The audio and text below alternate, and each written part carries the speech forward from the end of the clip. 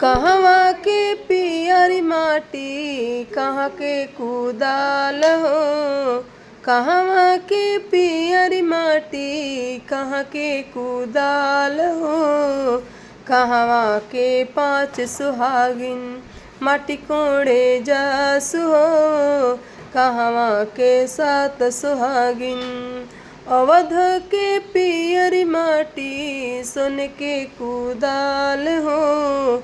अवध के पियरी माटी सोन के कुदाल हो। अवध के पाँच सुहागिन माटी कोड़े जासु हो। अवध के सात सुहागिन माटी कोड़े जासु हो। मटिया के कोड़ी रे कोड़ी भरली दौरवा हो।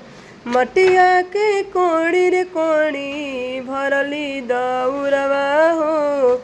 ओही माटी चूल्हावा प कुंवरथ बनवली हो। ओही माटी चूल्हावा प कुंवरथ बनवली हो। कुंवरथ उतराई भाभी का देबू दान हो। कुंवरथ उतराई भाभी का देबू दान हो। तोहरा के देबो ननद भरी भरी सोनवा हो।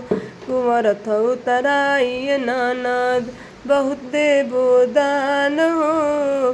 कहवा के पियरी माटी कहाँ के